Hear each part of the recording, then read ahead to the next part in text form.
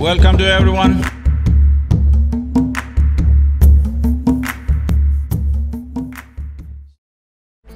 महाभारत हर तरह के लोगों को दर्शाता है।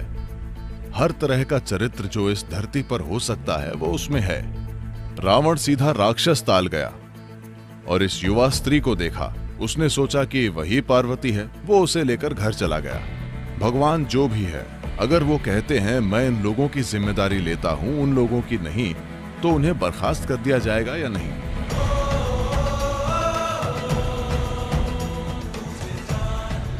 आपसे मेरा प्रश्न ये है कि महाभारत में हम अम्बा को देखते हैं। वह भीष्म से बदला लेने के लिए बहुत दृढ़ हैं और वह शिव के पास जाती हैं और शिव वास्तव में उन्हें ये वरदान दे देते हैं। तो कोई अपना पूरा जीवन सिर्फ किसी से बदला लेने के एकमात्र मकसद से क्यों बिताना चाहेगा और इससे उन पर क्या असर पड़ेगा? धन्यवाद। चाहे हमें ये अच्छा लगे या नहीं, दुनिया में ऐसे लोग हैं, है ना? हाँ या ना? वे हैं या नहीं? ऐसे लोग हैं। तो महाभारत हर तरह के लोगों को दर्शाता है। हर तरह का चरित्र जो इस धरती पर हो सकता है वो उनमें से है। उसमें 1 लाख से अधिक चरित्र हैं, जिसमें बहुत अच्छे, बहुत बुरे, बीच वाले सभी को दर्शाया गया है। तो वो उनमें से एक है। किसी के साथ बहुत बुरा हुआ, किसी के साथ दुर्व्यवहार हुआ, और वो इंसान भूलने को तैयार नहीं है। कुछ लोगों को ठेस लगती है, कुछ क्रोध और बदले से भर जाते हैं, जो निर्भर करता है उनके अपने स्वभाव और साथ ही उस स्थिति पर जिसमें हम हैं। तो वो एक राजसी माहौल में है। यहां बदले को सम्मान से देखा जाता है। बदले को प्रतिशोध नहीं माना जाता, बदले को गुण माना जाता है। जब कोई किसी राजा या रानी को चोट पहुंचाता है तो उन्हें जाकर उन्हें खत्म कर देना चाहिए। जब तक आप उन्हें खत्म नहीं करते, आपका काम पूरा नहीं होता। ये वो संस्कृति है जिसमें वो है।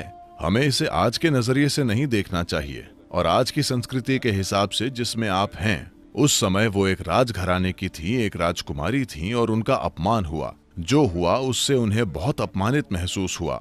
आप जानते हैं क्या हुआ उनके जीवन में। अब वो किसी भी कीमत पर उसका मूल्य वसूलना चाहती हैं, तो वो कोशिश करती हैं। तो वो शिव से वरदान मांगती हैं। सवाल है कि शिव उनकी मदद क्यों करते हैं? क्या सवाल यही है? हाँ, शिव ऐसे ही हैं। क्योंकि आप जानते हैं उनके साथ ऐसा हुआ। एक बार रावण, आपने रावण के बारे में सुना है? रावण शिव के पास आया और उनकी पूजा की और गुणगान किया। तो वो उससे प्रसन्न हुए और बोले, तुम जो चाहो मांग लो, मैं तुम्हें दे दूंगा।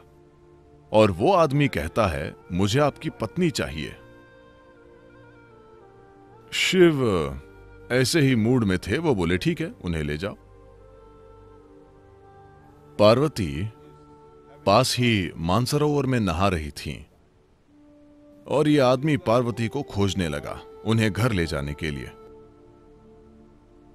फिर किसी ने जाकर पार्वती से कहा, शिव ने इजाजत दे दी है कि ये आदमी जो दक्षिण में कहीं से आया है वो आपको लेकर जा सकता है। वो कहती हैं, क्या उनका दिमाग खराब हो गया है? तो पार्वती ने एक मेंढक लिया और इस मेंढक को एक सुंदर स्त्री में बदल दिया। फिर उसे मानसरोवर के पास ही एक झील में छोड़ दिया, जिसे आज राक्षस ताल कहा जाता है।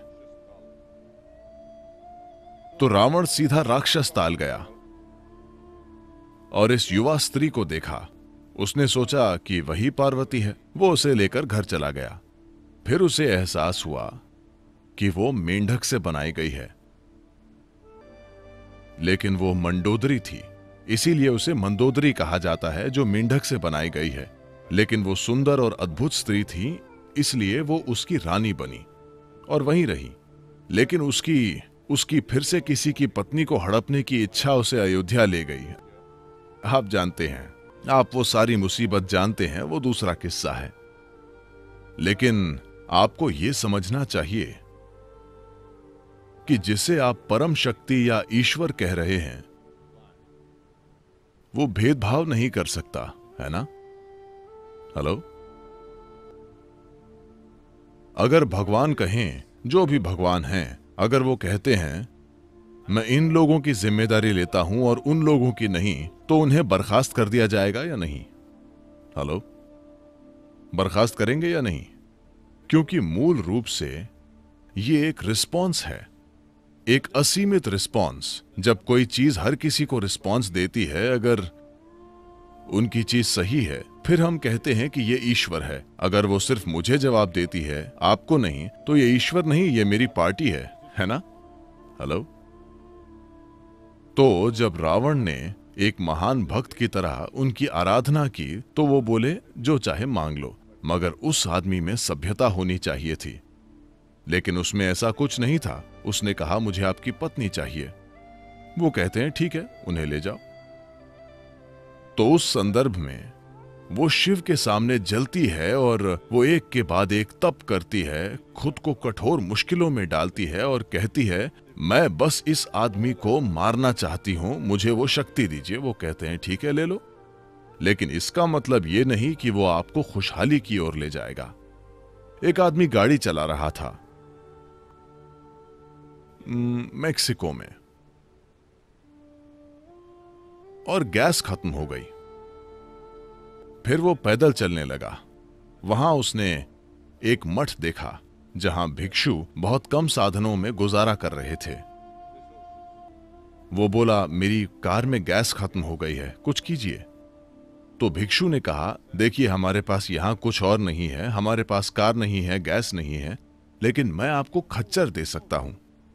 आप खच्चर पर बैठकर अगले शहर चले जाइए, फिर वहां गैस लेकर वापस आ जाइए।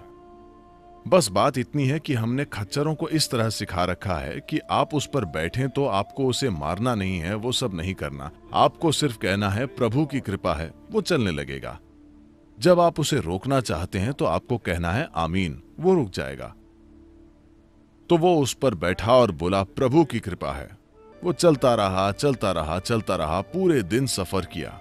फिर उसने देखा कि खच्चर सीधा एक खड़ी चट्टान की तरफ जा रहा था। वो उसे रोकना चाहता था, उसने ये वो सब किया, लेकिन वो मंत्र भूल गया। उसने सारी कोशिश कर ली, लेकिन खच्चर सीधा चट्टान के सिरे की तरफ जा रहा था। वो ठीक वहां पहुंचा, अगला कदम उठाने ही वाला था कि उसे याद आया और उसने बोला आमीन। वो रुक गया। उसने नीचे देखा, 2000 फीट नीचे। हे भगवान, प्रभु की कृपा है।